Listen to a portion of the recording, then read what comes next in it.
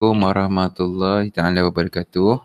Alhamdulillah, kita bertemu lagi di kelas kita yang seterusnya. Kelas kita yang seterusnya iaitu kelas kimia. Okey, alhamdulillah dah ada 17 orang yang masuk. Panggil-panggil lagi kawan-kawan yang lain. Kita ada lagi berapa orang lagi? Ada 12 orang lagi yang tak masuk. Okey, semua sekali kita ada 28 kan? 29 lah. Ada 29. Jadi panggil-panggillah kawan-kawan yang lain supaya masuk. Okey, so hari ni kita akan sambung bab 6. Okey, sebelum ni kita dah buat bab 5 habis dah. Okey, yang terakhir itu saya bagi latihan. Okey, dalam GC. So, ini adalah bab ke-6 iaitu asid, base dan garam. Okey, seperti biasalah saya masih lagi menggunakan Cikgu Nur Razila Khalid punya slide presentation daripada SMK Ulu Tiram Johor. Terima kasih banyak-banyak. Dia buat banyak slide. Bukan setakat subjek sains, geografi pun dia buat, sains komputer, semua ada dia buat. Macam-macam dia buat. Rajin betul lah. Okey. Saya ni yang tak sempat-sempat nak buat. Tapi semoga doakanlah supaya dia diberkati dan diberikan rahmat oleh Allah atas usaha dia untuk membantu guru-guru. Okey. So alhamdulillah. Jadi jom kita baca doa dulu. A'udzubillahi samil alim minasyaitonir rajim. Bismillahirrahmanirrahim. Allahumma aftah alaina hikmataka wa anshur alaina min khazaini rahmatika ya arhamar rahimin. Rabbi shrah li sadri wa yassir li amri wa hlul 'uqdatam min lisani yafqahu qawli. Rabbana atina fid dunya hasanah wa fil akhirati hasanah wa qina adzabannar. Wa sallallahu ala sayyidina Muhammad wa ala alihi wa sahbihi wa barik wa sallam. Alhamdulillahirabbil alamin. So are you ready? Ready angkat tangan. Ya. Okey. Okey, alhamdulillah. Okey. Laju angkat tangan. Alhamdulillah. Tahniah. Memang ready lah tu. Maksud dah angkat tangan laju tu, ready lah tu. Okey, jadi kita akan masuk bab 6 iaitu acid, base dan garam. Kita ada 3 benda ya. Yang pertama acid, yang kedua base, yang ketiga garam. Okey, acid campur base dia akan jadi garam. Okey. Mula-mula acid, kemudian base. Acid campur dengan base dapat garam.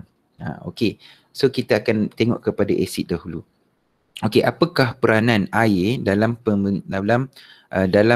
menunjukkan keasidan dan kealkalian? Okey, so ingat acid dan juga alkali ini akan menunjukkan sifatnya sekiranya adanya air. Okey, HCl. Okey, HCl. HCl ni contoh acid. Okey, asid hidroklorik ya, asid hidroklorik tambah dengan hidrogen ion. Asid hidroklorik dalam bentuk aqueous akan menghasilkan ion hidrogen dan juga ion klorida. Okey, ion hidrogen dia pecah, dia akan bentuk ion hidrogen dan ion klorida. Okey, contoh lain asid nitrik, ini asid nitrik. Asid nitrik juga akan berpecah, akan mengion untuk membentuk ion hidrogen dan juga ion nitrat. Okey, dia mesti dalam aqueous. Jadi dia dekat dalam aqueous, dia akan mengion untuk membentuk ion hidrogen. Okey, asid dilarutkan dalam air, atom hidrogen di dalam molekul asid dibebaskan sebagai ion hidrogen, iaitu H+. Asid ialah bahan kimia. So ingat, ini kena ingat apakah definisi bagi asid. Asid ialah bahan kimia yang mengion di dalam air untuk menghasilkan ion hidrogen. Benda penting apa dia?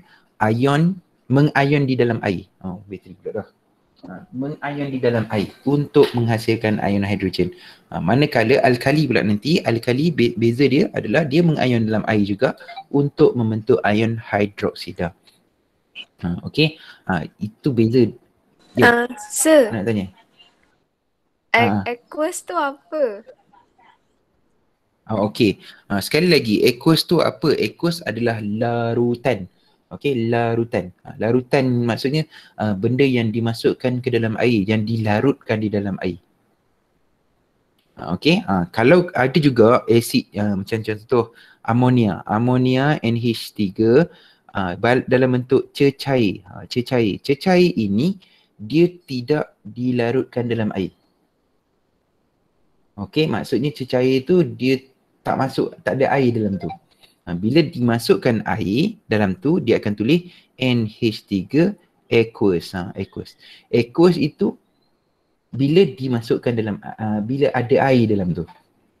Wujudnya molekul air dalam tu. Okey, boleh? Boleh, sir. Boleh faham ya? Hari tu saya dah terang itu, tak apa, tanya lagi sekali, tak ingat ke apa kan, tak apa. So ingat aqueous, bezanya aqueous dengan cecair adalah cecair tak ada air dalam tu.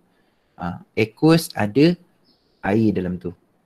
Okey, ada air dalam tu. Sebab itu jadi aqueous. Aqueous ni yang larut air tu aqueous. Okey. Apabila, ingat yang tadi, asid adalah bahan kimia yang mengayon di dalam air. Ni mesti ada perkataan ni. Benda sangat penting, mengayon di dalam air untuk menghasilkan ion hidrogen. Hidrogen tulisnya H plus kat atas, bukan H tambah kat tengah tepi tu. Okey, H plus macam tu. Okey, kita tengok asid. Apabila gas hidrogen, contoh gas hidrogen klorida dilarutkan di dalam air. Okey, gas hidrogen klorida asalnya gas, jadi dia tidak akan menunjukkan ion, dia tidak ada ion hidrogen. Okey, dia akan HCl macam tu sahaja. Dia tidak dalam bentuk ion. Bila dilarutkan dalam air, dia akan mengayon untuk menghasilkan ion hidrogen dan ion klorida. Okey, apa yang berlaku sebenarnya? Ion hidrogen H+, okey, daripada ion HCl tu, H+, lepas tu dengan Cl tadi, okey, dia berpadu dengan air, H2O. Dia berpadu dengan H2O untuk membentuk ion hidrosonium. Ingat lagi hidrosonium? Ingat lagi hidrosonium dalam ikatan kimia? Dia terbentuk apabila air tu berikat dengan apa? Air berikat dengan apa? Air berikat dengan ion hidrogen. Ikatan apa namanya? Apa nama ikatan tu? Datif. Ikatan datif. Macam mana datangnya ikatan datif? Sebab air ada dua lone pair. Ada dua lone pair, jadi lone pair ini berkongsi elektron dia dengan hidrogen ion yang tak ada elektron untuk membolehkan dia jadi duplet. Okey, bila dah jadi duplet, maka dia terbentuklah ion hidrosonium. Ion hidrosonium ni ada H+ lah, ion hidrogen tu tadi. Okey, itu sebenarnya yang berlaku. Okey?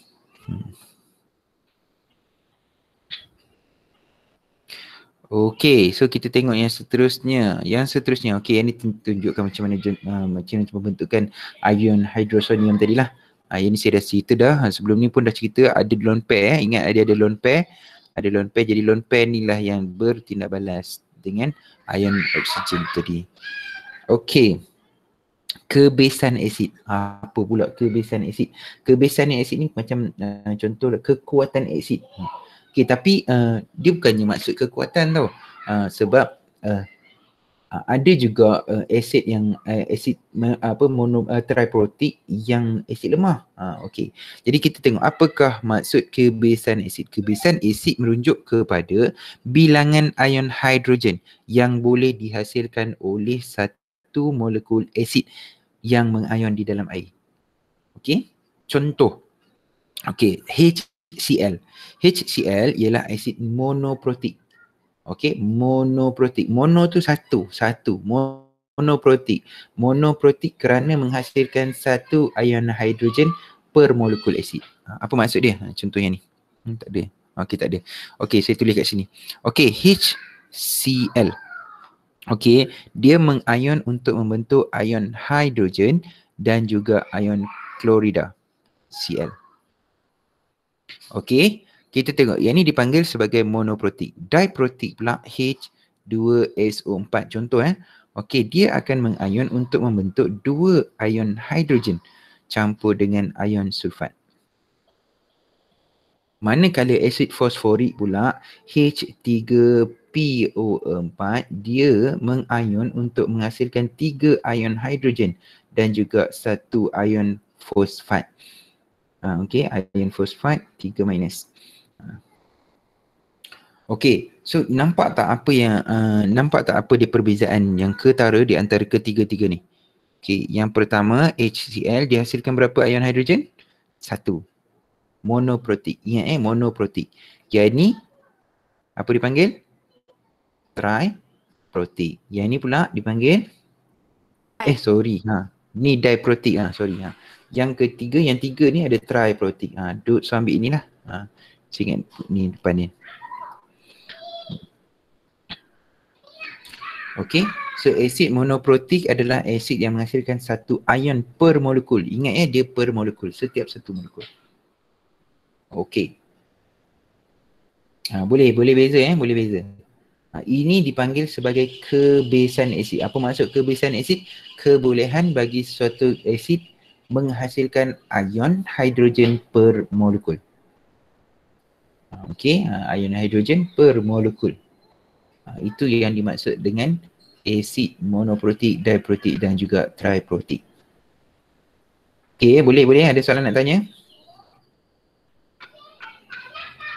Boleh, sir. Boleh. Okey, kalau boleh kita nak pergi yang seterusnya. Kita nak pergi kepada alkali. Tapi sebelum belajar alkali, kita kena tahu apa itu base. Okey, so tadi kita belajar asid, base dan garam kan? Kita nak belajar alkali tapi tajuknya base. Okey, alkali datang daripada base. Base yang larut dalam air. Okey, kita tengok base. Apakah base? Base ialah bahan yang bertindak balas dengan asid. Ingat base bertindak balas dengan asid untuk menghasilkan garam dan air sahaja. Okey, perkataan sahaja tu sangat penting. Okey, base ialah bahan yang bertindak balas dengan asid untuk menghasilkan garam dan air sahaja. Okey, oksida logam. Oksida logam dan hidroksida logam merupakan base. Okey, oksida logam, contoh oksida logam ni magnesium oksida. Dia tak ada H di situ. MgO sahaja. Okey, MgO, magnesium oksida. Itu adalah base. Manakala yang ni kalsium hidroksida, CaOH2 tu kecil 2 tu kecil. CaOH dan kurungan 2 ke bawah. Kalsium hidroksida adalah base. Okey, tapi kalsium hidroksida dia boleh bertindak, dia boleh jadi alkali. Magnesium oksida juga boleh jadi alkali. Macam mana dia orang nak jadi alkali? Sekiranya dia orang larut dalam air. Okey? Okey. Tapi ada base yang tak larut dalam air tau. Okey, ialah base kerana bertindak balas dengan asid untuk menghasilkan garam dan air saja. Ada gangguan suara? Okey ke tak okey?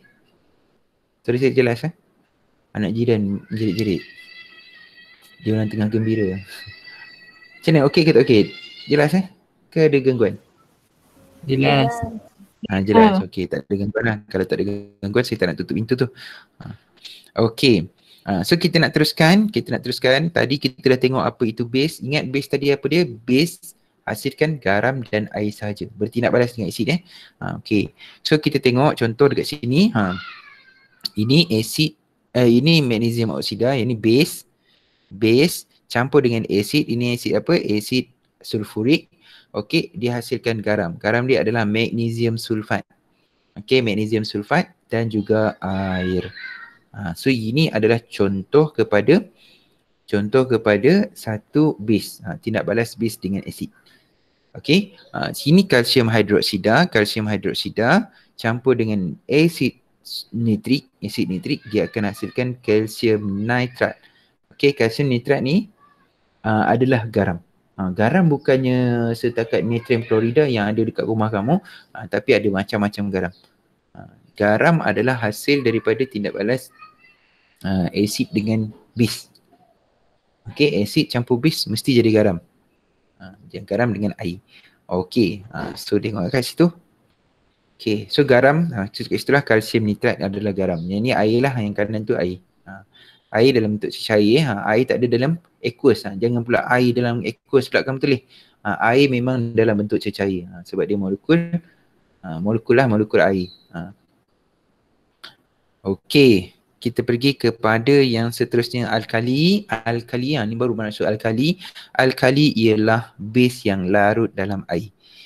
So kena ambil maklum elok-elok apakah yang dimaksudkan dengan alkali. Alkali ialah base yang larut dalam air. Okey, contoh kalium hidroksida KOH, natrium hidroksida NaOH merupakan alkali kerana boleh larut dalam air. Okey, sebab dia contoh ni dua benda ni adalah yang boleh larut dalam air. Okey, apabila pellet natrium hidroksida pernah tengok? Astagfirullahalazim, meme pula dekat dapur tu apa benda dibuat. Okey. Apakah kau pernah tengok tak natrium hidroksida punya pellet? Pernah tengok? Tak pernah tengok? Tak pernah. Tak pernah. Okey, natrium hidroksida punya pellet dia berbentuk semi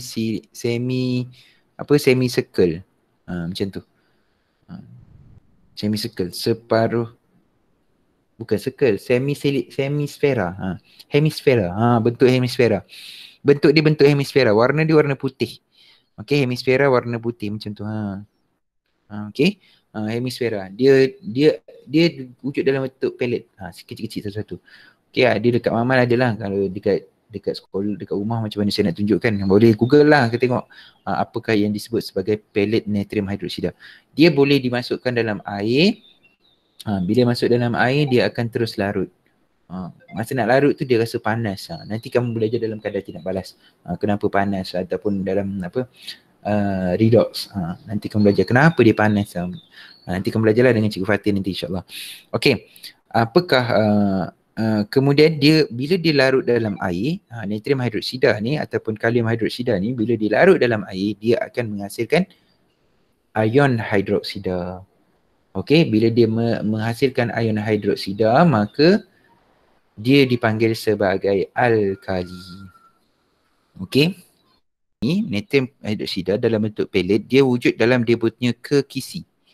Okey, dia punya kekisi. Jadi natrium dengan hidroksida ni dia ada daya tarikan elektrostatik di antara kedua-dua ion tersebut menyebabkan dia tidak ada ion yang bergerak bebas. Bila dia masukkan dalam air maka dia ada ion hidroksida dan juga ion natrium yang bergerak bebas. Maka bila dia boleh bergerak bebas barulah dia boleh tunjukkan sifat alkali dia. Okey, so penceraian natrium hidroksida yang contoh dalam ditunjukkan dalam bentuk tu kepada ion-ion yang bergerak bebas di dalam air. Okey, alkali. Apakah maksud alkali? Alkali ialah bahan kimia. Ini maksud definisi bagi alkali tadi saya sebut tentang asid. Bezanya ialah dia mengion juga dalam air tetapi menghasilkan ion hidroksida. Kalau asid tadi menghasilkan ion hidrogen. So benda yang penting ialah dia mesti kamu sebut mengion. Kalau dia minta definisi je mesti disebut mengion di dalam air, menghasilkan ion hidroksida. Okey, mengion dalam air, menghasilkan ion hidroksida. Yang tu wajib tulis Okey, dengan melarutkan gas amonia, amonia tadi amonia pun sama juga, amonia NH3.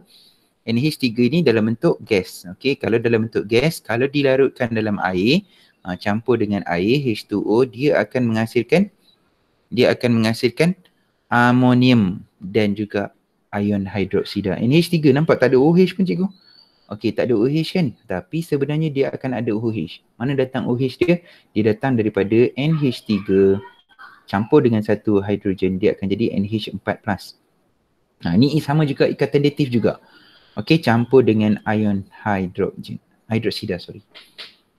Okey, ikatan datif. Datang daripada ikatan datif tu NH3, asal NH3 ni macam ni. Dia ada satu ion lone pair, kemudian ada hidrogen dan juga hidrogen. Jadi lone pair ni dia akan share dengan air punya ni, H2O punya. H2O ni, asal H2O dia akan jadi H+. Jadi H+ daripada H ni dia akan ambil untuk bertindak balas dengan amonium ni. So tinggallah bila keluar satu H daripada sini, maka tinggallah OH sahaja. Tu yang jadi hidroksida ion kat sebelah sana tu. Okey, boleh? Okey, so dengan melarutkan gas amonia dalam air, amonium aqueous. Nampak tadi asalnya amonium dalam bentuk gas, yang dah jadi dalam bentuk aqueous. AQ pula. AQ dalam bahasa Inggeris AK dalam bahasa Melayu. AQ aqueous dalam bahasa Inggeris, AK aqueous dalam bahasa Melayu. Okey. Amonia aqueous ialah satu alkali kerana molekul amonia mengalami pengionan separa untuk menghasilkan ion hidroksida. Okey? Jelas ya? So yang ni contoh, yang ni perpaduan dia punya gambar. Okey, gambar dengan jelas lah. Yang ni molekul lah hidrogen dan juga air. Ini molekul air, yang ni molekul amonia. Jadi hidrogen ni dengan lone pair daripada amonia ni dia ambil buat ikatan datif dengan hidrogen ni. Bila dia ambil ni jadi berkongsi elektron dekat situ, maka tinggallah hidrogen dengan oksigen sahaja seorang-seorang satu-satu. Jadi dekat situ dia terjadinya ion hidroksida tu. Okey, tapi ingat dia adalah tindak balas separa. Ini tindak balas separa tau. Dia tindak balas berbalik. Dia sentiasa tukar sebab ni dulu ikatan tu tak berapa nak kuat. Yang ni kejap ikat kat sini, kejap ikat kat sini. So dia sentiasa bertindak balas. Dia kalau gambar macam ni maksudnya dia ikatan berbalik, sentiasa berlaku kiri ke kanan, kanan ke kiri. Sentiasa pergi macam tu. Okey. Okey, apakah kegunaan asid, base dan alkali? Yang ni biasa sebenarnya dekat dalam rumah kamu ni ada banyak asid, ada banyak base. Ada banyak juga alkali. Okey, contoh asid, base dan alkali bukan saja sekadar bahan kimia dalam makmal tetapi banyak juga dijumpai dalam kehidupan seharian. Contoh ubat gigi, dia bersifat alkali. Dia boleh menetralkan asid pada gigi. Cuka adalah bahan berasid untuk menjeruk cili. Macam-macam lah. Banyak lagi base dan asid, base dan alkali. Contoh. Okey, peranan air. Tadi sebut peranan air dalam menunjukkan keasidan dan kealkalian. Okey, contohlah sabun. Kamu pernah jumpa sabun buku? Sabun dalam bentuk ketulan. Pernah ya? Okey, kalau kamu sentuh sabun tersebut, dia tak keluarkan sabun, dia tak ada tanpa air, tak ada, tangan kamu pun tak berpeluh, kamu pegang dia tak ada licin pun. Tak ada licin pun dekat sabun tu. Tetapi bila kamu letak air, maka dia akan licin. Okey, itu ada contoh. Okey, asid dan juga alkali hanya menunjukkan sifat asid dan alkalinya dengan kehadiran air. Apabila asid dilarutkan dalam air, molekul asid mengion, barulah dia boleh mengion. Dengan kehadiran air, barulah kedua-duanya boleh mengion untuk menunjukkan sifat dia. Bila dia mengion, dia akan hasilkan hidrogen ion. Bila ada hidrogen ion dan juga hidroksida ion, maka barulah dia orang boleh tunjukkan. Okey, so nak tunjukkan keasidan, kita akan gunakan kertas litmus warna biru. Kalau tukar warna merah, saya ingat ini ingatlah kot, lama dah kita guna ni. Okey, kertas litmus biru lembap. Kalau kertas litmus tu kering, kamu letak dekat gas amonia. Gas apa contoh? Gas hidroklorik asid. Kering. Gas hidroklorik asid yang kering, dia takkan berubah. Okey, takkan berubah jadi merah. Tetapi bila kamu lembapkan, maka dia akan bertukar jadi merah. Barulah boleh tunjukkan sifat dia. Okey, ingat balik apa yang kamu dah pernah belajar. Asid rasanya masam. Okey, asid rasanya masam dan juga dia bersifat menghakis. Okey, asid lemah ke, asid kuat ke, dia tetap menghakis. Okey, kalau lemah dia hakis sikit-sikit lah. Kalau kuat dia akan hakis terus. Pernah terjadi saya punya seluar dekat makmal dekat sekolah pakai buat tentang asid sulfurik pekat, tak salah saya. Buat sabun masa tu.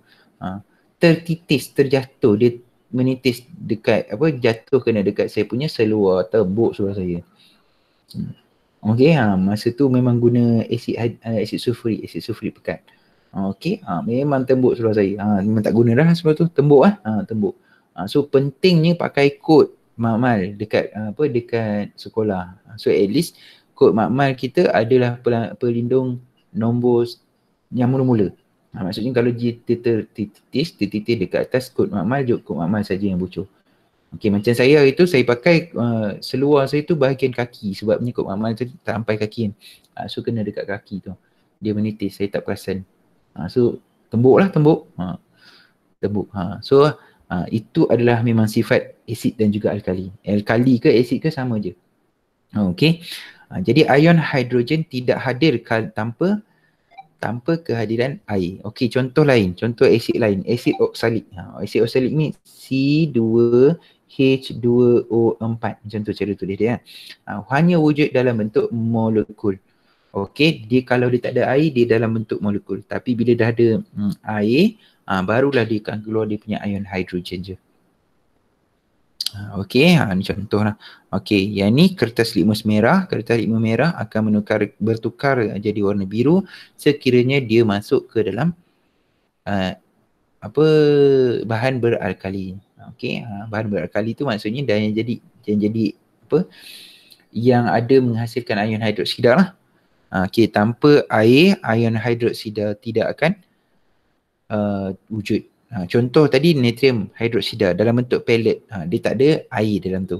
Bila kamu masukkan masukkan kertas litmus merah, dia tak akan berubah. Okey, tapi bila kamu masukkan air ataupun kertas litmus merah yang lembab, dia akan berubah jadi warna biru. Okey. Setakat tu ada soalan nak tanya? Ni amonia. Amonia wujud dalam keadaan gas. Okey, sama je macam tadi. Amonia, kalau dalam gas tu tak ada air, tak ada keadaan air ataupun wap air ke air ke, maka dia takkan tunjukkan sifat dia. Menghakis pun tak, buat apa pun tak. Okey, cuma kalau dia ada air, wujudnya air, maka barulah dia akan menunjukkan sifat keasidan dan kealkalian dia. Okey. Okey, so habis dah tentang asid dan alkali. Okey, so kita nak tengok nilai pH pula.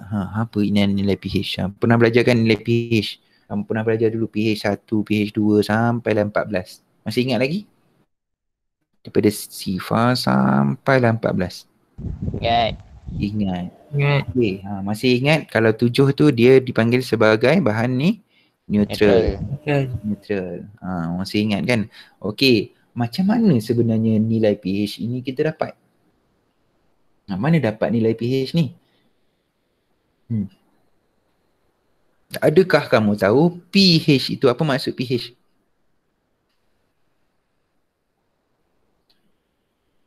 pH adalah kepekatan ion hidrogen. Sebenarnya dengan pH kita ada juga pOH. pH apa? pH ialah kepekatan ion hidrogen. pOH adalah kepekatan ion hidroksida. Okey? pOH dengan pH saling terbalik di antara satu sama lain. Kalau pOH 0 sampai 7, pOH 0 sampai 7 bermaksud dia beralkali. Kalau pOH dia daripada 7 sampai 14, dia adalah berasid. Okey, jadi pH campur pOH dia mesti sama dengan berapa? 14. Okey, dia terbalik macam tu. Datang mana pH ni? pH ni datang daripada rumus logaritma. Negatif log bagi kepekatan satu asid. Kepekatan asid. Okey, ini adalah pH. Log, pernah belajar dah log? Cikgu Ahmed dah ajar dah log? Log dekat kamu dah ajar belum? Dah belajar belum? Belum. Apa Cikgu Ahmed kamu ni lambat benar? Hei, tak ajar-ajar lagi log. Orang dah nak masuk log dah. Bab 6 dah patutnya. Aduh. Tengok cikgu Ain. Dia dah ajar dah tentang log. Dia dah terror dah tentang log. Okey, apa itu log? Log adalah nanti kita belajar tentang log dekat dalam matematik tambahan ya. Kita siapa Cikgu Ahmed kau ni? Cikgu Peja teruk Cikgu Peja ni. Okey. Negatif log bagi hydrogen ion. Nanti kamu tengok yang tu. Yang tu hari ni kita belajar benda asas tentang log sahaja. Okey, tak apa. Okey, negatif log bagi kepekatan asid. Kita akan dapat pH. Okey, pH ada julat daripada 0 sampai 14. Tadi kita dah tahu. Larutan yang ini dah tahu. Penunjuk semesta. Okey, penunjuk semesta. Pernah guna tak penunjuk semesta? Pernah guna, alhamdulillah. Okey, penunjuk semesta ni ada pelbagai. Dia punya skala dia akan tulis lah dekat luar dia punya penunjuk semesta tu. Yang ni bentuk kertas kertas penunjuk semesta. Okey, ada juga dalam bentuk cecair. Okey, so bila kita masukkan kertas tu ke dalam tu, dia akan tunjukkan berapa dia punya pH. dalam larutan tersebut. Yang ni contoh lah, skala pH bagi satu contoh kertas apa, kertas universal, kertas universal indicator, kertas penunjuk universal. Okey, yang ni contoh. So semakin berasid dia semakin warna merah. Merah makin pekat lah. Okey, semakin dia berat kali semakin dia warna ungu. Ungu makin pekat juga. Okey, daripada hijau, biru, ungu, jadi ungu pekat. Okey, kalau dia lebih berasid dia akan jadi kuning, oranye, merah dan merah pekat terus. Okey. Okey, dalam kimia ni saya sebut tadi, pH ialah negative log kepekatan asid. Okey, pengukuran logaritma ke atas kepekatan ion hidrogen yang terkandung dalam satu larutan aqueous. Yang mana asas logaritma tersebut mesti asas 10. Dia logaritma dia ada asasnya, asas dia adalah asas 10. Dekat sini dia tulis asas 10 macam tu. Okey, logaritma asas 10. Okey, dan kepekatan ion hidrogen ni, kepekatan ion hidrogen ni pula mesti dah mol per desimeter padu. Okey, kepekatan ion hidrogen tu mesti dikira dalam mol per desimeter padu. Pernah belajar tentang kepekatan ion? Kepekatan asid? Belajar belum? Belum lagi kan? Pernah belajar? Kalau saya sebut asid hidroklorik HCl, asid hidroklorik 0.1 molar. Pernah dengar? Pernah dengar ini? 0.1 molar. 1.0 molar. Pernah dengar? Pernah sir. Pernah. Yang inilah kepekatan. Yang inilah yang molar-molar inilah kepekatan mana warna. Mana warna merah putih. Okey, inilah kepekatan ion asid. Kepekatan asid. Yang inilah kepekatan asid. Kemolaran tu kepekatan lah. Tapi kemolaran tu mesti unit dia ialah mesti mol per desimeter padu. Okey. So dengan menggunakan rumus tersebut kita boleh menentukan nilai pH bagi sesuatu asid melalui perhitungan. Okey, contoh ni contoh satu. Contoh satu bagaimana nak mengira pH dia. Okey, so tekan je kalkulator. Ni senang je tekan kalkulator. Dia bagi tahu dah kepekatan ion hidrogen dia ialah 0.5 molar. 0.5 molar. Molar, saya sebut molar ni, mol per desimeter padu tu molar lah. Mol per desimeter padu tu molar. 0.5 molar. Jadi macam mana nak cari pH? Tekan je kalkulator, negatif, tekan negatif, kemudian tekan log, kemudian tekan 0.5, tekan dapat dia jawapan. Jawapan dia 0.301 itu dalam kalkulator. Tapi macam mana kita nak bundarkan? Berapa pembundaran yang kita nak? Okey, pembundaran kamu bergantung kepada ni. Ni berapa tempat perpuluhan? 1 tempat perpuluhan. Jawapan kamu mesti bagi 1 tempat perpuluhan juga. Kalau 2 tempat perpuluhan, 2 lah. Kalau dia bagi 0.51 molar, jadi kamu punya jawapan nanti jawapan mesti 2 tempat perpuluhan. Okey, so nilai pH dia ialah 0.3. 0.3 ni asid tak? Asid pekat tak? Pekat, ya sangat pekat. Jadi kalau saya tanya pOH dia berapa? pOH bagi asid nitrik ni berapa? Sama dengan berapa? 14 tolak saja dengan 0.3. Itu adalah pOH. Ingat ya, pH campur pOH sama dengan apa? 14. Ingat ni, pH campur dengan pOH mesti sama dengan 14. Mesti. Okey, jadi kalau nak cari pOH, 14 tolak dengan pH. Dapatlah pOH. Boleh? Boleh. Okey, boleh. Banyak sangat ke saya ajar ni?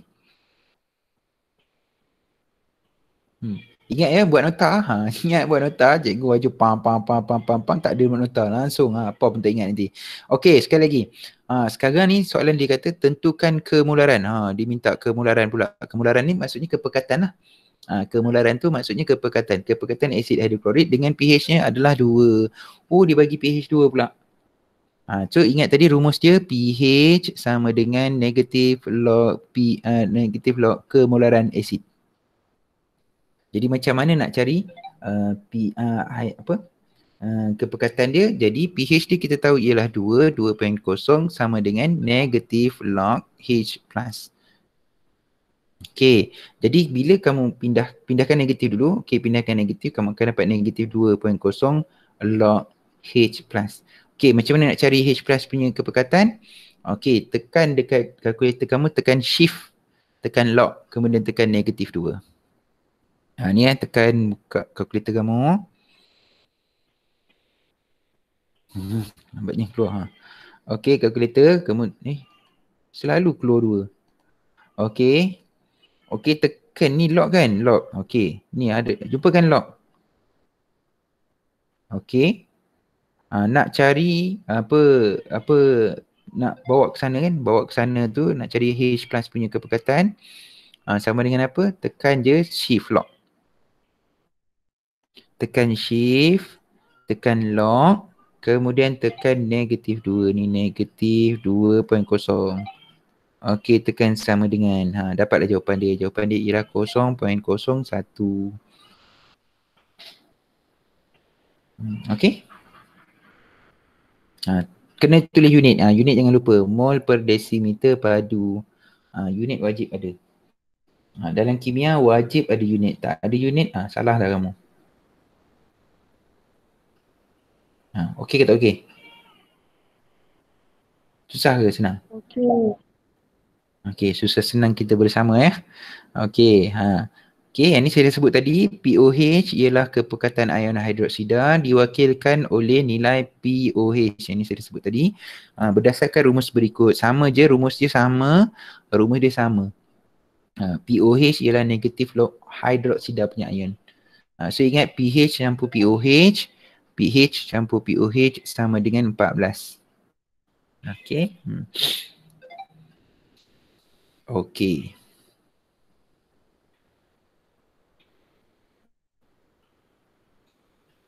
Okey so ini adalah nilai pH. Nilai pH memandangkan nilai pH boleh dihitung berdasarkan kepekatan ion hidrogen dalam sesuatu asid atau kepekatan ion hidroksida dalam sesuatu alkali, maka skala pH membolehkan kita membandingkan kepekatan ion hidrogen dan juga ion hidroksida di dalam satu aqueous. Okey, contoh. Tadi saya tak tunjuk contoh ni. Contoh kalau dia punya nak cari pH bagi satu alkali. Okey, contoh saya bagi satu lagi contoh. Okey, contohlah saya bagi satu alkali. Alkali dengan kepekatan alkali tersebut ialah 2.0 mol per desimeter padu. Okey, berapakah dia punya pH? Ada satu alkali ni, dia punya kepekatan dia adalah 2 mol per desimeter padu. Berapakah dia punya pH? Okey, jadi macam mana nak cari? Okey, disebabkan dia adalah alkali, maka kamu akan dapat POH. Jadi POH sama dengan negatif log bagi 2.0 lah. Mana dapat 2.0 tu? 2.0 tu kepekatan alkali tersebut. Okey, so tekan kalkulator. Kamu akan dapat POH sama dengan POH dia sama dengan berapa? Tekan kalkulator. Tekan negatif log 2.0. 2.0. Okey, tekan sama dengan kamu akan dapat 0.001. Ini adalah POH. Jadi berapakah pH dia? pH sama dengan 14 tolak dengan 0.01. Jawapan dia ialah 13.99. Itu adalah dia punya pH bagi alkali tersebut. Okey, jelas ya? Jelas? So ingat kamu kena kenal dia alkali ke dia asid. Barulah kamu boleh kira dia punya pH. Boleh? Boleh, sir. Boleh. Okey. Okey, ini adalah contoh-contoh pH bagi sesuatu bahan-bahan yang dekat dalam rumah kita pun. Okey, alkali bateri dia asid. 0 point something kepekatan asid. Jus gastrik dalam kita punya perut. Ni lemon, ni pH dia, tengoklah kat sini. Ni cuka, yang ni tomato. Kopi juga berasid, susu juga berasid tapi asid lemah dia sangat lemah lah. Air adalah neutral tapi ada kadang ada juga alkaline, so water kan. Dia jadi air beralkali 7 point something, 7.2, 7.1 kan. Okey, kemudian darah kita beralkali, okey. Kemudian kita ada antacid. Antacid ni ubat untuk mengelakkan gastrik. Kita ada serbuk penaik ataupun soda bikarbonat. Larutan amonia ni jangan kat Malaysia, janganlah nak guna. Okey, kita ada sabun. Sabun pH dia 12, peluntur. Peluntur ni macam-macam lah. Kemudian pencuci paip kumbahan yang 14 point something. Clog. Okey, so habis untuk hari ni. Nak masuk ke kekuatan asid dan alkali? Dah nak muntah dah ni. 6.1, 6.2 nak muntah dah. Ke nak masuk 6.3 terus? Dah tepu sir. Dah tepu. Okey. Tu banyak masuk kan. Okey, so tak apalah. Kita berhenti setakat ini dulu. Okey, tetapi ada latihan. Latihan adalah dalam buku teks. Mana buku teks kau? Mana textbook? Dah, saya tak buka lagi ke textbooknya. Kejap ya, saya ambil textbook. Ni tengok ni saja subjek sains, kimia, matematik tambahan penuh kan. Mana textbook? Okey, so ini textbook kamu. Jadi saya nak kamu buat latihan. Cuba buat dan jawab dengan terbaik, dengan baik. Latihan yang akan diberikan ni. Okey. So mana dia? Jadi 5. Bab 5 kita dah habis. Kita pergi ke bab 6. Okey, alkali dia okey, sebenarnya ada banyak eksperimen tau. Ada banyak eksperimen. Eksperimen ni ada banyak tapi nak buat macam mana kan? Takkan nak buat eksperimen sambil dekat macam ni kan? Dekat sini kan? Mana nak dapat bahannya? Mana dia? Ni. Okey, uji kendiri. Okey, uji kendiri 6.1. Okey, cuba buat dalam buku nota kamu yang ni. Okey, cuba buat 6.1, 1, 2, 3. Okey, cuba buat ketiga-tiganya. Okey, untuk uji kaji ni kamu boleh rujuk kepada eksperimen-eksperimen yang ada. Macam mana nak buat? Nak buat eksperimen kena ada penyataan masalah apa semua-semua. Yang tu. Macam mana nak buat? Okey. Okey, kamu beritahu lah sebab apa nanti. Okey, untuk yang 6.2 soalan uji kendiri juga. Saya nakkan buat uji kendiri. Yang ni ada contoh 3 tadi, tak ada contoh 3 ya. Tapi saya dah cerita tadi contoh 3 tadi. Contoh 4, contoh 5 kan. Okey, kita tengok soalan di 6.2. Yang ni uji kendiri ni. Ini senang ni. Jadi senang je. Uji kendiri 6.2.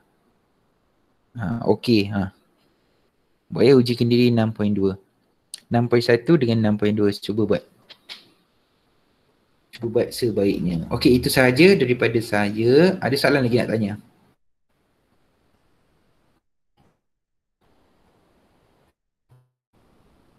Tak ada senyap faham? Tak ada. Okey. Okey, itu sahaja. Jangan lupa isi kehadiran. Isi kehadiran matematik sekali, math sekali. So isi kedua-duanya. Kita ada 27 sahaja daripada 29, ada 2 orang tadi. Siapakah 2 orang tu? Okey, jangan lupa join juga kita punya dah join dah semua. Okey. Dah join semua. Okey, insya-Allah saya akan letak recording ni dalam kita punya Google Classroom. Kalau nak rujuk balik semula ataupun nak tengok balik semula pun boleh, tak ada masalah. Okey, bye-bye. Assalamualaikum. Jumpa lagi pada hari Isnin insya-Allah. Okey, hari Isnin insya-Allah. Bye. Thank you, sir. Thank you, sir. Thank you sir. Thank you, sir. Afwan, jazakallah. Afwan. Terima kasih sama-sama. Terima kasih. Welcome. Sama-sama.